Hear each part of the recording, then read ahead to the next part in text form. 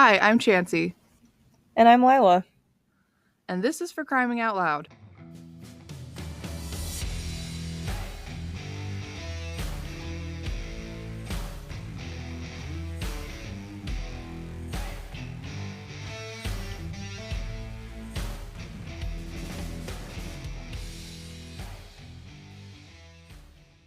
So I just saw this news article that's kind of crazy that apparently in Memphis, Tennessee, of course.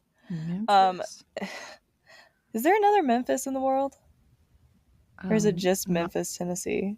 not that I know of. I mean, I'm sure there's like some I'm small sure there's town another Memphis somewhere. called Memphis, Anyway, but Memphis, Tennessee. There was apparently the police had been trying to find this guy for first degree murder in some kind of a shooting related to that area. And they went to search his home and he hid in his attic, and mid search he fell through the ceiling. he was like, I "I've just got was this. like, what an They're idiot, not right? gonna I'm like, find me." he like tried to like hide in his attic, and it's like just literally like there's a picture, there's just a giant hole in his ceiling. He fell into his kitchen, like into the middle of his house, just like fell. While the Middle police of were their just in warrant. there, Yeah. they're just Searching his looking, and house. then they're like, "Oh, found him." Oh, you are here. Anyway, I just thought it was hilarious. I was like, Oh my what an gosh, epic fail. He almost got karma away at with its it, baby. finest. But Literally, that's yeah, so hilarious. the murderer was caught when he literally fell into their hands. So, That's like something you no pun see in like intended. a comedy or something, some sort of Yeah, comedy strip. That's exactly. hilarious. Good for him. Glad he got caught. Exactly. Tried his best, and the universe had other plans for him. So, woohoo! Go Haha. universe! Go universe! Well, it's officially spooky season. I think. The spooky ooky Yes, kind. the Yeah. spooky season. The season of Halloween and all things creepy. And so we're going to do a few Halloween themed, sort of not really, episodes this month.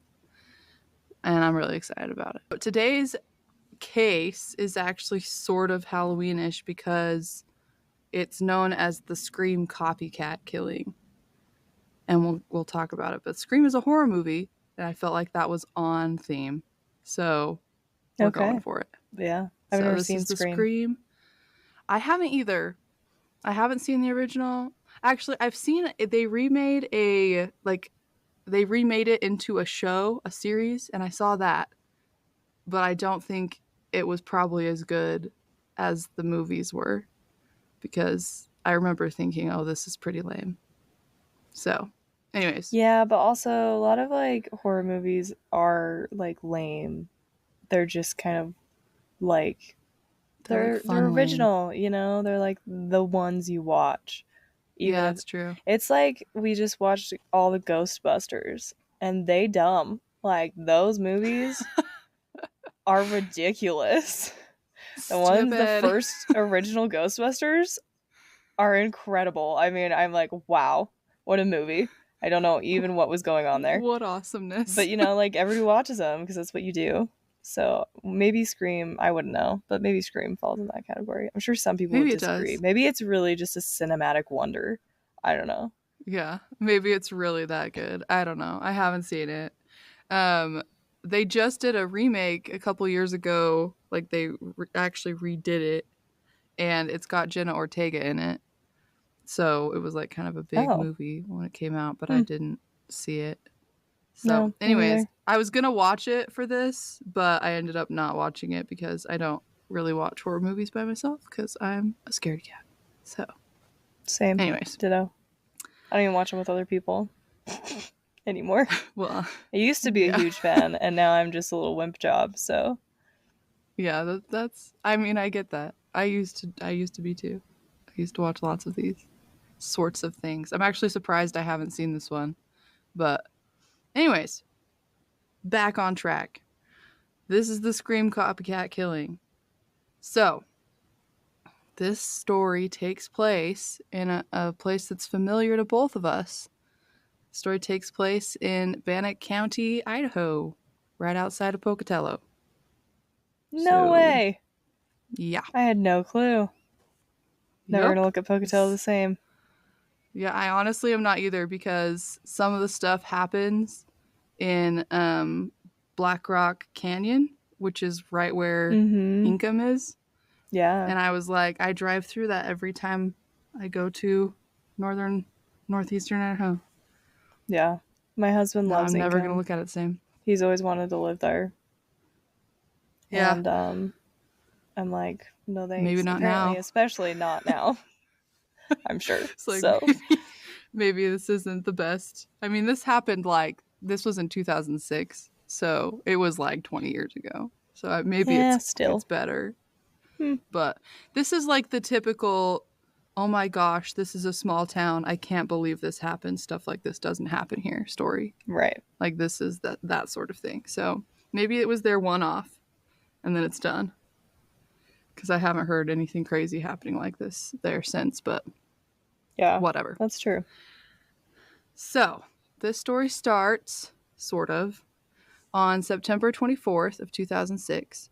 Allison and Frank Contreras returned home from vacation to their house on Whispering Cliffs Drive in Bannock County. Whispering Cliffs. Yeah, isn't that Wow. whimsical? It Whispering Cliffs honestly, Drive. It like sets the scene for this. yeah, Whispering Cliffs. You can like see them driving like down like a scenic road with fall leaves all over, and there's just like red leaves on the trees, and there's like pumpkins. I'm like picturing Halloween Town. That's Yeah, honestly basically. what's happening. Yeah. Um, so yeah, it was just your typical little Idaho area, Idaho neighborhood, and they'd been out of town all weekend, and they'd hired their niece, Cassie Jo Stoddart, to house sit and pet sit for them while they were gone for that weekend. So they were expecting her to be home when they got there, Makes and when they sense. entered the house, they realized that something had gone horribly wrong over the weekend because they discovered Cassie's body in the living room of their home. Yeah, I would say something went wrong there. Whispering Cliffs Drive all of a sudden seems a little bit spooky instead of a little bit Halloweeny, Whimsical. whimsical. So it was pretty clear, based on the damage done to Cassie's body, that she had been violently attacked. And everybody in the community was super shocked. Like I said, this is not the sort of thing that happens in small town Idaho. People were like, how could this have happened? I don't understand. Cassie was only 16 years old. Oh my She was a gosh. junior in high school. Ooh, She that's was terrible. known, yeah, it's always, for some reason, it's so hard when they're so young. Yeah, I don't know. it really is. You can just like picture being that age and like having your whole life ahead of you and just like so much potential and so much life to live. And then it's just like gone and it's horrible. Yeah. Anyways, not to dwell on that, but Cassie was known to be very responsible. She was a straight A student. She was very focused on school, and people said that she was friends with just about everybody that she met. And as police started investigating, they followed a few different leads, and it didn't take them long to kind of land on some people that they thought might be responsible. So, in the initial stages of the investigation, when they'd they do the whole crime scene thing where they take prints and find evidence and forensics and things like that. And during that search of the house, they had found fingerprints on the circuit breaker in the Contreras house. And those Hmm. fingerprints belonged to, this is going to sound ridiculous, and I'm trying to find a better way to say it. They belonged to Cassie's boyfriend's mom's boyfriend. Cassie's Is there boyfriend's is mom's boyfriend. is Got there a it. more concise way to Cool. say that? Cassie's boyfriend, his mom's boyfriend. Yeah, no, I don't think I don't there's any know. way to cut that shorter, but that is a I was mouthful. like, yeah, I don't know. He But they cut the found his. lights? Like he They cut the no, they don't power? know. They just found his fingerprints on the circuit breaker, and they were like, "That's Okay. weird," considering. So they went and they talked to him, And I actually couldn't find his name, probably because he was just a person of interest. But they were able to confirm that he'd actually done electrical work in the house like months Oh, before the murder happened. And that's why his fingerprints oh, were there. And the Contreras, they confirmed that he'd been there. So like it was just kind of a weird coincidence. Like that's super weird to me. Like they find this weird connection, like his fingerprints on the circuit breaker. I yeah, don't know. That was just weird to me. yeah. But that was their But it first must have been thought. like they needed an electrician, and then they were like, "Oh, hey, we know this I mean, person yeah, through it could have family." been. So that's how it works in Exactly. small towns. It's who you know. They're like, who do I know that has an electrical background? I'm going to call them. I guess that's true. That's probably exactly what it was. But yeah, so they were able to rule him out. And then instead of focusing on, I don't even want to say that again, Cassie's boyfriend's mom's boyfriend, instead of focusing on him, they don't ever name him. I wish they'd Him, that named him. guy. So that guy, instead of focusing on that guy, they turn their attention to Cassie's boyfriend because he had been with Cassie the first night that she'd been at her aunt and uncle's house Okay, not to like on throw September off your 22nd. flow here, but do have a question. Like, what was her cause of death? You said she'd been brutally So murdered, but like how? she was stabbed to death. Okay. Oh, she was stabbed many times. And I'm sure if I had seen Scream, maybe I would have known the MO here, but I just okay, Honestly, just yeah. clarifying. Okay. I do Okay. I do talk about it a little bit later, but yes, she was stabbed. I should have said that. So they start questioning Matt. They take him in. That's her boyfriend. I think I said that. Maybe not. Matt had been with Cassie the night that she started house sitting for her aunt and uncle. So on September 22nd, 2006, Cassie had started her pet sitting and house sitting and whatever. And she had invited Matt to come over because she wanted company and she didn't want to be in the house alone. So at around 6 p.m., Matt went over to the house to keep Cassie company. And later that same night, two of their schoolmates, Brian Draper and Tori Adamczyk, also came over to the house. And together, all four of them watched a horror movie. I think it's a horror movie. I haven't seen it. It's called Kill Bill Volume 2. So I think that's a horror movie. It seems horror-ish. Sounds like it. Might assume so. I would assume so as well. So before the movie ended, Brian and Tori said that they wanted to go to the movie theater and they left after saying goodbye to Cassie and Matt. And so then it was just Matt and Cassie in the house. So I don't really know why you'd come over and then just like watch 40 minutes of a movie and then go to the movie theater. That's kind of weird, but that's what they did. Teenagers. They do Teenagers, things. man, they do weird things. So sometime after they left, Matt said that the lights in the house started flickering on and off while he and Cassie were there. It was just spooky vibes, basically. And Cassie was super scared and she did not want to be alone. She was going to have to be in the house all by herself with just the dogs, and she didn't like that. Matt also said that another weird thing was that one of the dogs was like growling and staring at the door to the basement. And they were super weirded out by it. I don't like that vibe. Yeah, so basically, I mean, it's like my worst nightmare. Like, Flickering we've all done lights, this before. dogs staring at one spot. Yeah, Yeah, I'm it's picturing, freaky. like, literally anybody whose house sat before and has been in a house by themselves, they've experienced, like, the fear that somebody's in the house with them. That's just natural. Like when a stranger calls, but, like, Yeah, you but know, like real, real. real people. So obviously Cassie is like, you have to stay here with me. Like, I am not doing this by myself. So Matt calls his mom and he was like, can I have permission to stay with Cassie tonight? She's not, like, she's really scared and she'd feel safer if I like stayed with her. And obviously his mom was like, no. You cannot stay with your girlfriend alone in the house. That's not going to happen.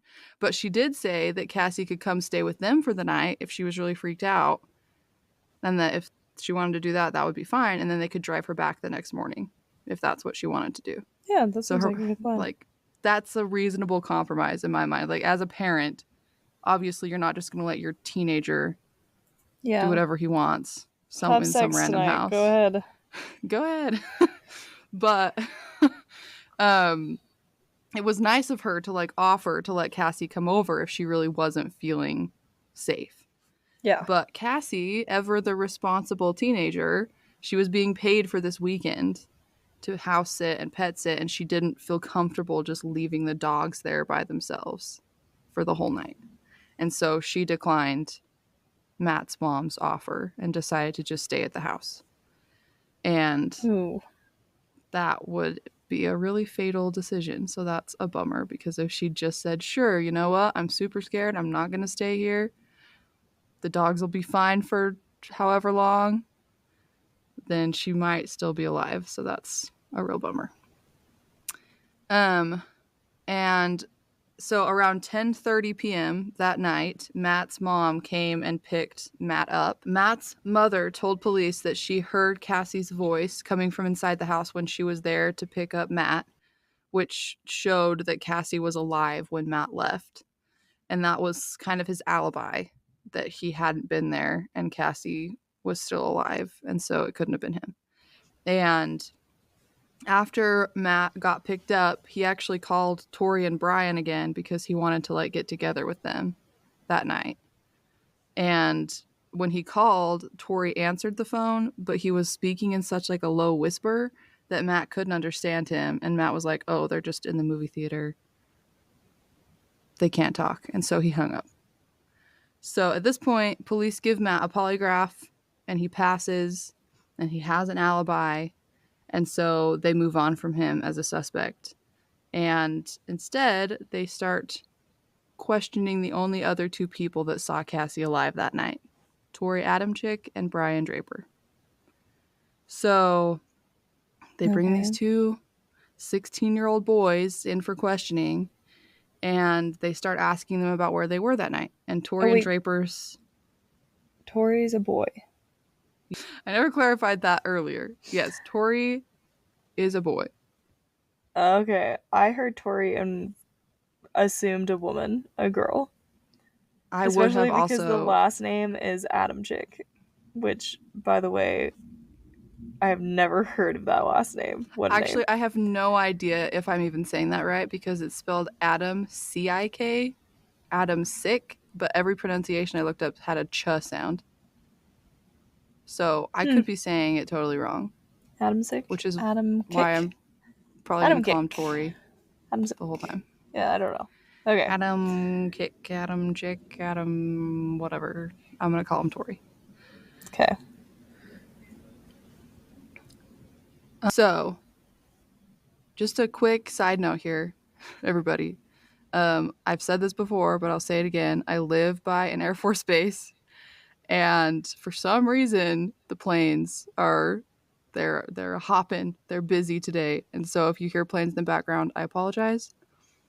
We're just gonna push through, and it'll just be some like really fun sound effects for the rest of our story. So you're welcome for that. Okay, so police bring in Tori and Brian for questioning about where they were on September 22nd, the night that Cassie was killed. And Tori and Draper say that they went to the Contreras residence. They hung out with Matt and Cassie for about an hour, and then they left to go to the movie theater to watch a movie called Pulse.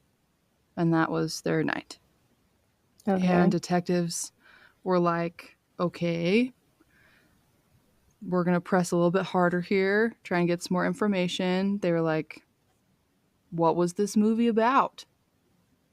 Since you went and saw it. And both Tori and Brian could not, for the life of them, recall what the plot of the movie was. Oh. Even though they'd seen it Hmm. like literally a couple days earlier. So the police were like, well, that's super suspicious that you If you don't saw this know movie, I think that. you could tell me something about the movie. Yeah, yeah. Like they had movie tickets that they brought. They were like, we went to the movies. And police were like, so what was the movie about? And they were like, Mm, I don't know. That something, yeah. doesn't I mean, seem I weird was at there. all. Yeah. I don't know. So obviously, police were like, that's not good enough. So they started putting more pressure on them. And all of a sudden, they changed their story. They hadn't been at the movie theater, they'd been breaking into cars, and they didn't want the police to know. So that's why they said they were at the movie theater. Hmm. What a good group of Police kids. police were like, okay, you were breaking into cars all night. Cool. We're just going to keep talking to you if you don't mind. Just going to ask a few more questions. So they kept pushing, they kept interrogating them, and it didn't take long at all for Brian to confess that they had not, in fact, been at the movies or breaking into cars. They had been at the Contreras home basically the whole night. So, What? yeah. So Brian confesses that he's basically says, "Yeah, we killed Cassie." And then he leads Oh. police to a stash of evidence that they'd buried in the Black Rock Canyon. And so police are like, "What the heck is going on?"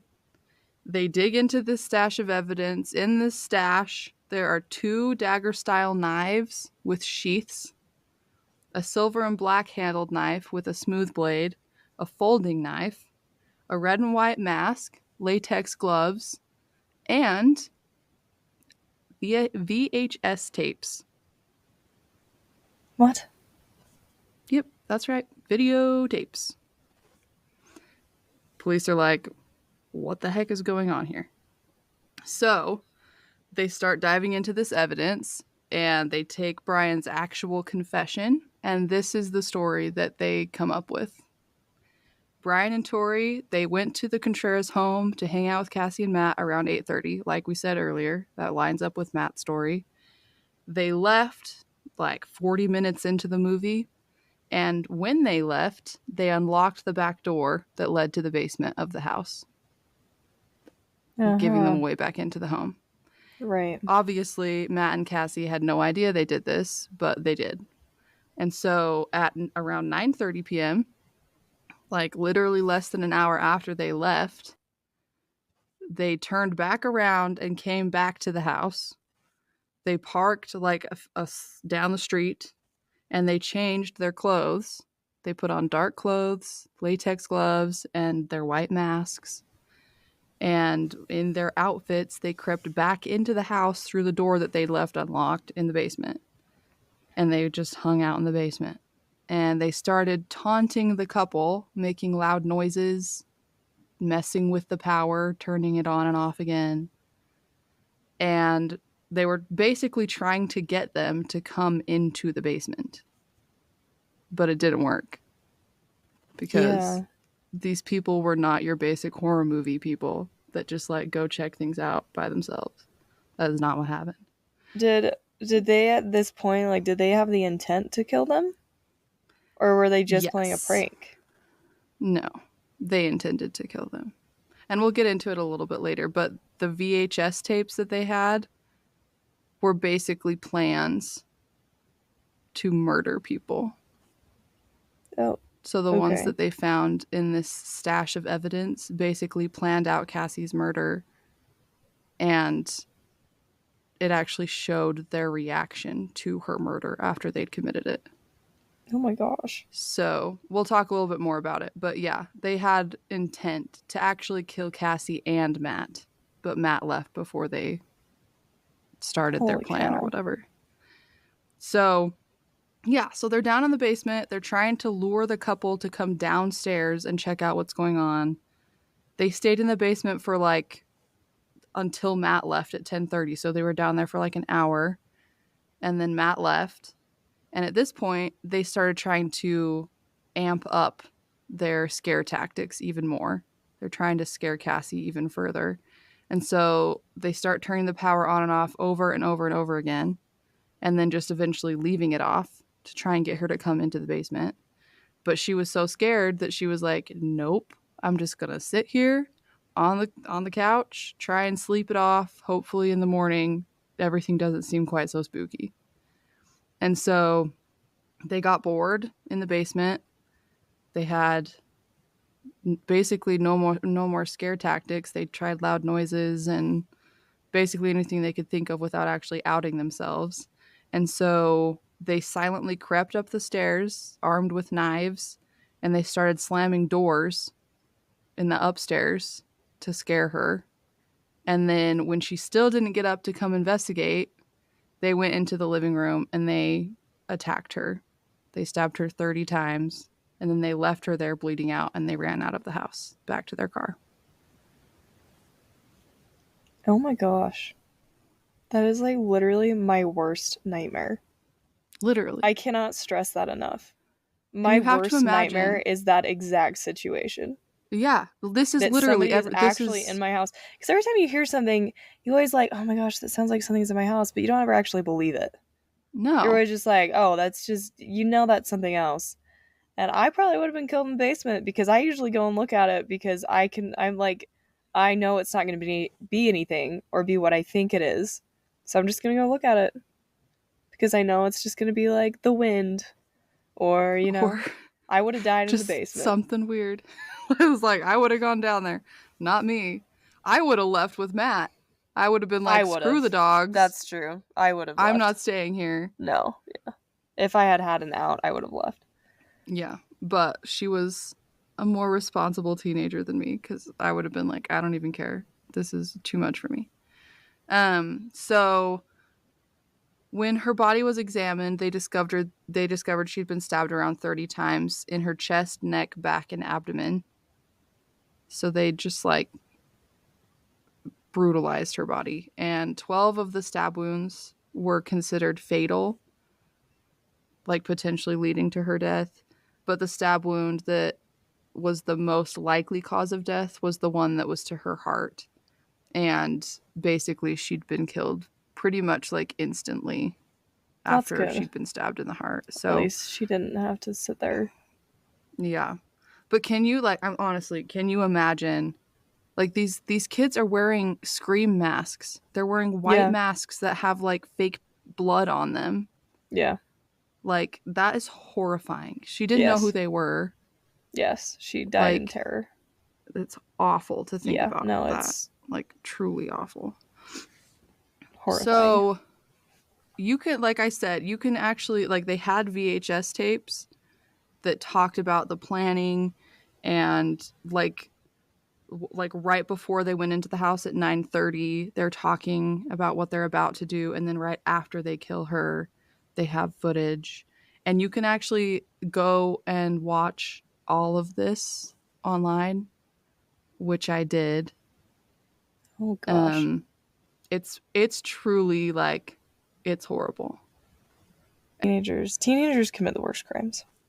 They really do. I think it's just so horrible because they're so young, and it just feels like there's no possible like how did they even think they would that want was a to good do idea? That. Yeah. Hello, Cassie. I'm getting you on tape, okay? Say hi, please. Hi. Okay, see ya. Wait, have you seen Tori? He's supposed to meet me here at 7:30, and it's 8:19. He's an hour late. You don't even care, do you? Okay. See ya. So, just so you're aware, that was the morning, like they'd already planned to kill her. That was the morning that before she died. So like she was like, they knew they were going to kill her that night. Yeah, well that kind of seems like it. It seems like they're like, yeah.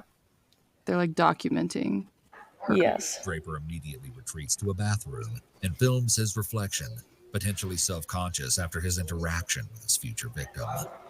Wait, there are guys in here. supposed to happen tonight.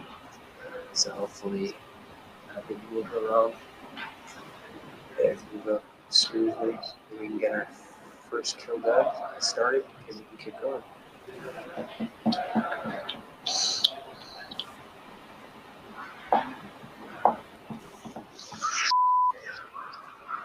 For you, future serial killers watching this tape. I don't know what to say. It's good luck on that. Yeah. Good luck. My plan all worked out now, so. I'm sorry.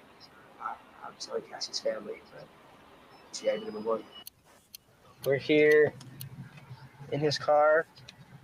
The time is 9:50, September 22nd, 2006. Unfortunately, we have the grueling task of killing our two friends. Just killed Cassie. We just left her house. This is not a joke. I'm shaking. I stabbed her in the throat and I saw her lifeless body just disappear. Dude, I just killed Cassie. Oh, that felt like something real. I mean, it went by so fast. Shut the up. We gotta get our act straight. It's okay. Okay, let's buy movie tickets now. Okay. Come on, we're gonna buy. No. Goodbye.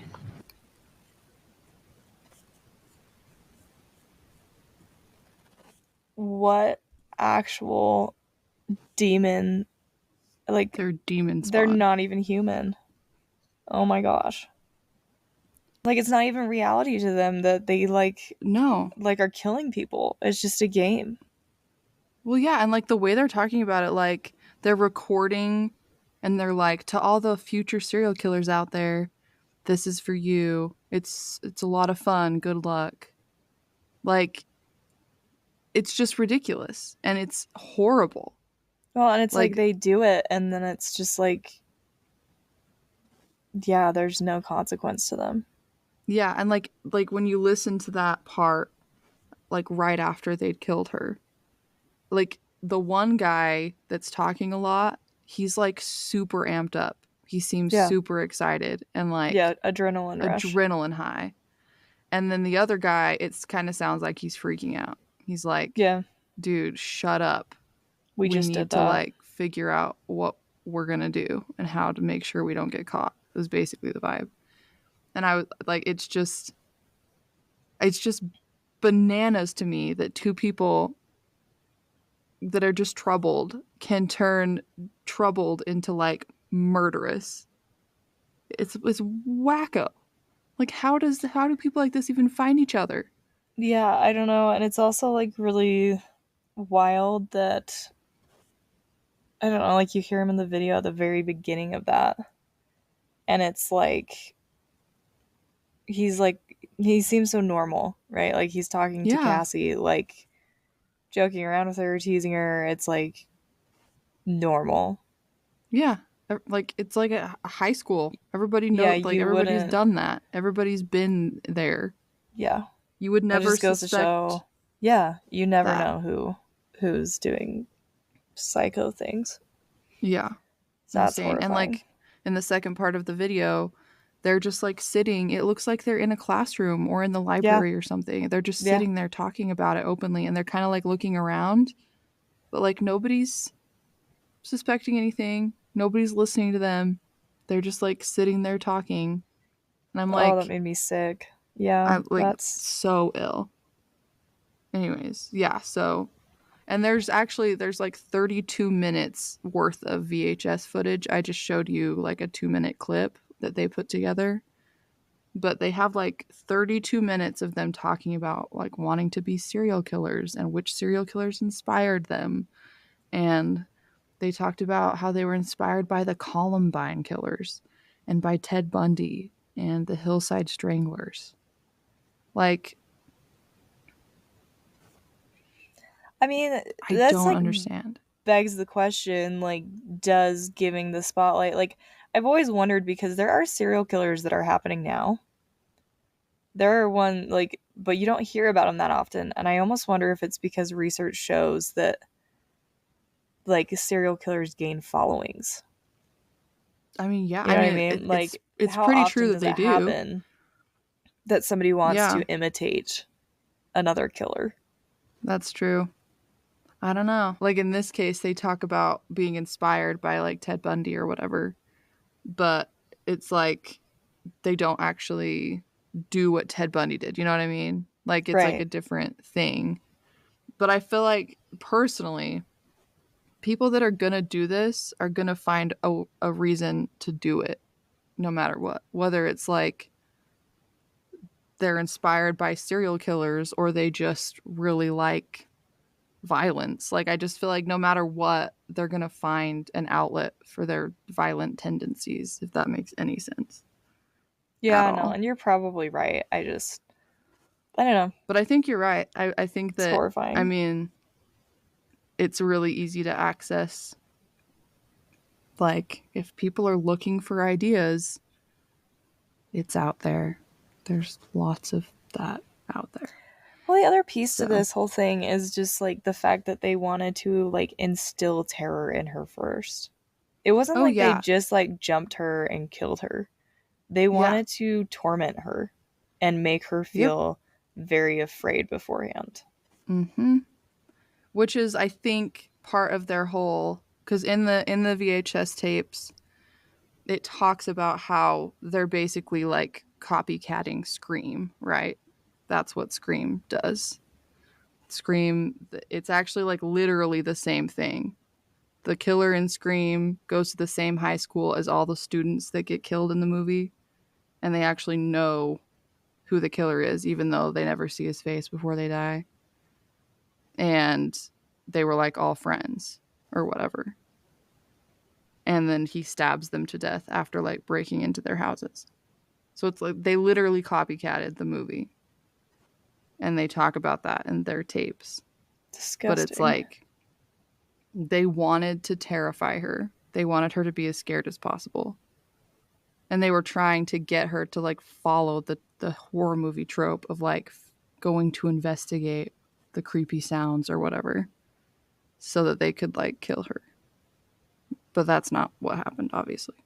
Well, good for So, her at the very least for not falling into I their know. trap, for being smarter than Exactly. they are.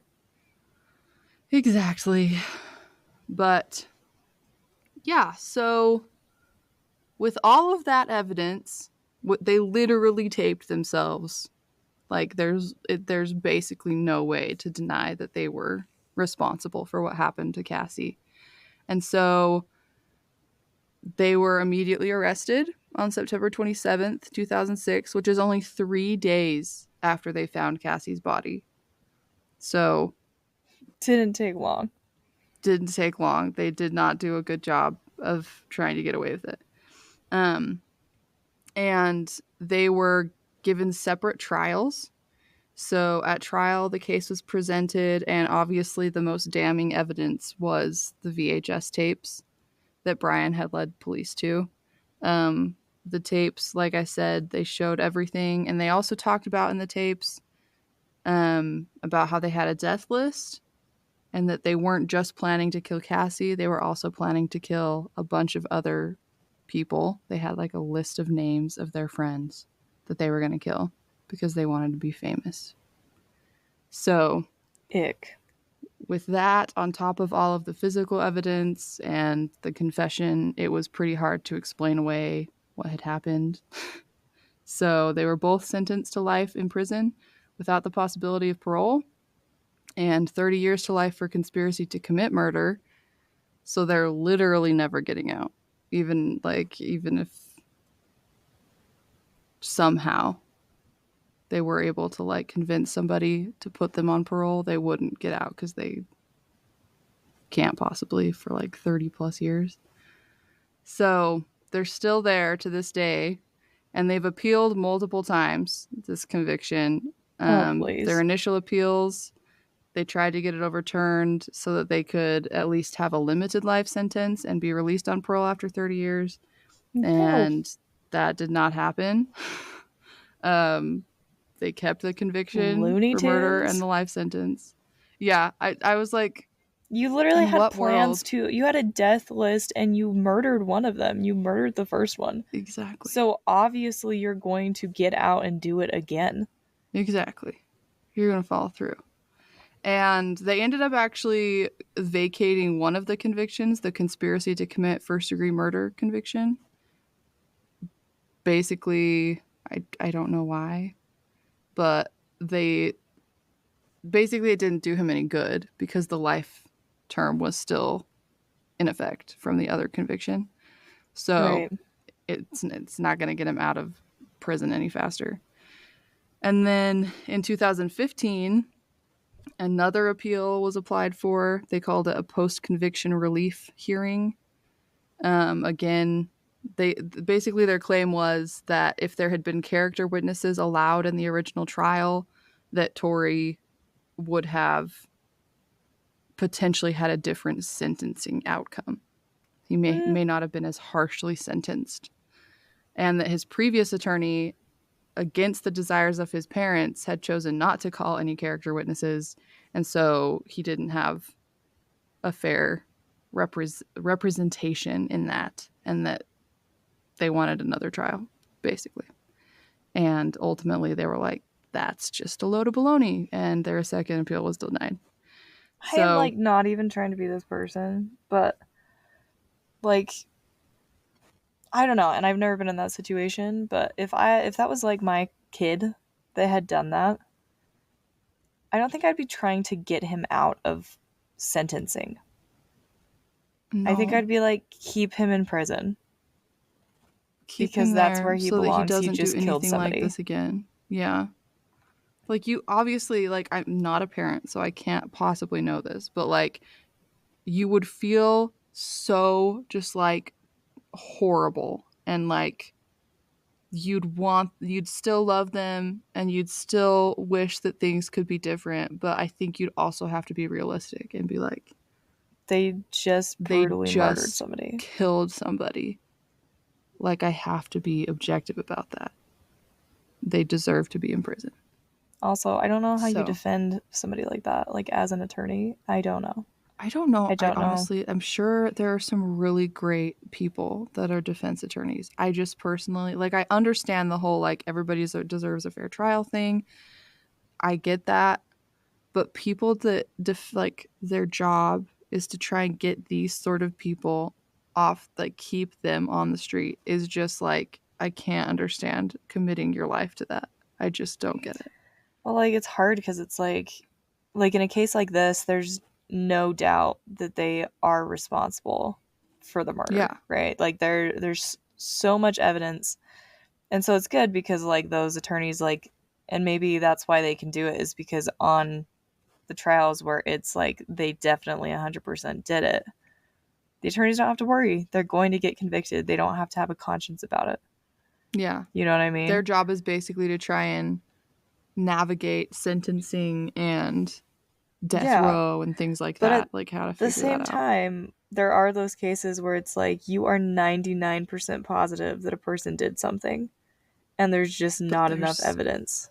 and all you And need then they defend is them and I'm reasonable like, doubt. yeah. Like, it doesn't even have to prove that they didn't do it. You just have to basically bring up enough doubt in trial that they didn't do And it, and I you're don't know how good. you live with that. I don't know. Yeah. Well, and another thing that just like bugs me about this, like, Tory Adamczyk, he appeals as often as he is allowed to. Like, again in 2018, his counsel filed a writ of habeas corpus, which is basically just another form of appeal. Mm-hmm. And they did the same thing. They presented it to court about him being denied his first appeal based on some theory that wasn't presented to the jury. And basically, they were like, he's entitled to new sentencing. And again, it was denied because.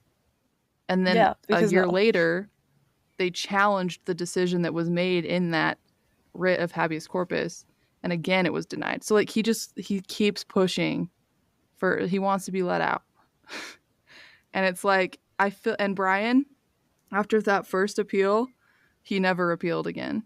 At least that I could find. Maybe he did, but it's just like, if you really feel remorse for what you did, like, pay your due to society. I know it Yeah. sucks. Well, I know that you threw your life away, but you made that choice. Don't sit there and try and say, like, I deserve to have a life after I literally stole somebody else's.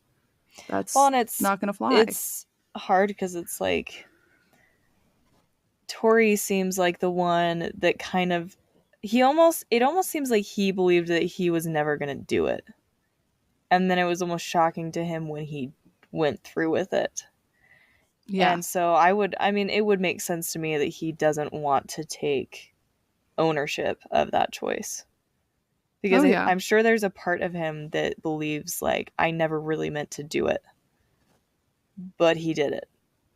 Yeah. And that sucks, And dude. You killed somebody. You killed somebody. Like, whether or not, like, and I'm sure, like, we all, like, not that this is comparable, but we all did stuff as teenagers that were like, what was I doing? I don't Man, know that was why I did stupid. that. I feel like I was really dumb, and I don't know why I did that.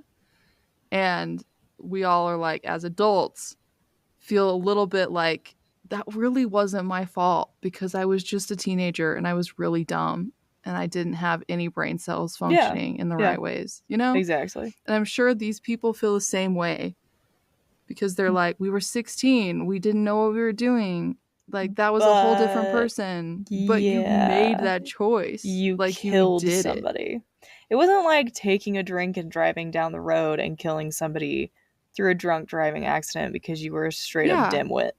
exactly. This is Which is like still you horrible. intentionally terrorized and then murdered somebody and planned it and had Yeah. more on your list. Like, You copied a horror movie that wasn't to just like a terrify small somebody. mistake that you made. It You wasn't just like spent an oopsie. weeks planning it.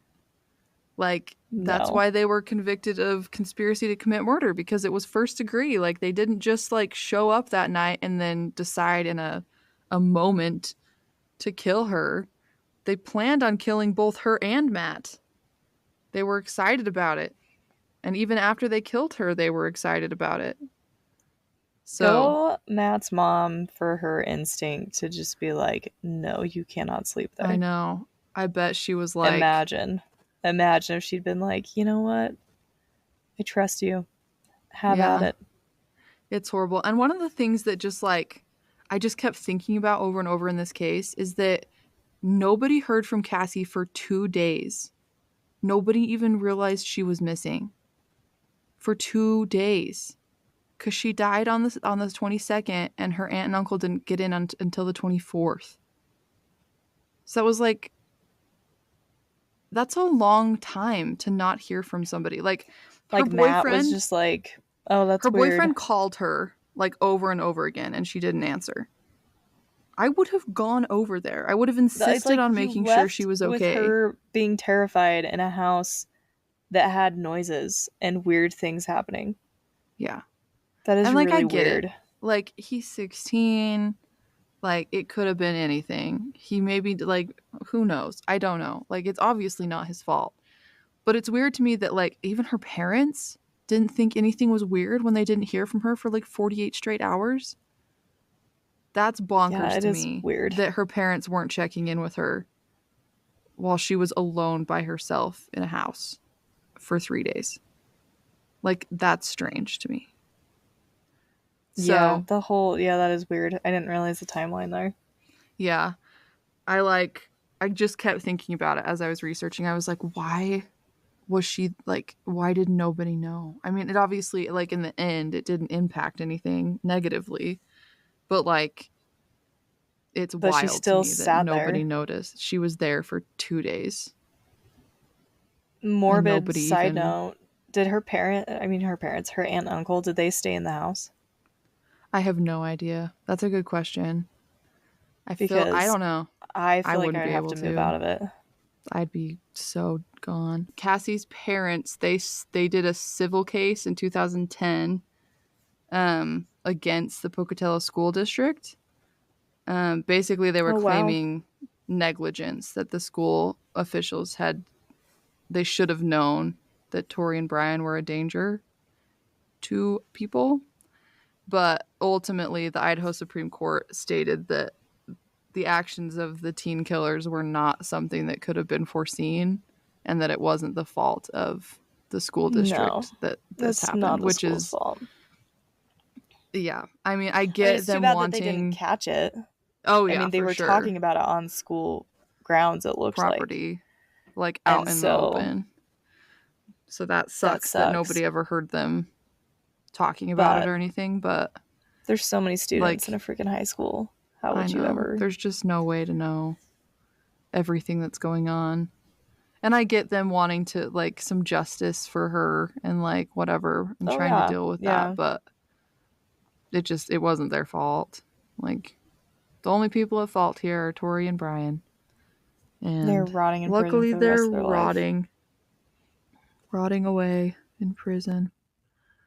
So, anyways, that is the Scream copycat killing. So, tip of the week, if the lights in your house start flickering and you hear loud noises and your dog is growling at the basement, just run for your life. Like it's you don't want to risk it. That's my tip. If something seems off, just get out. Just leave. Trust your gut. Because Trust even the if gut. it's wrong, you'll still be safe. That's all that matters. True. Just trust There you your go. gut. Stay frosty, y'all. See you next week.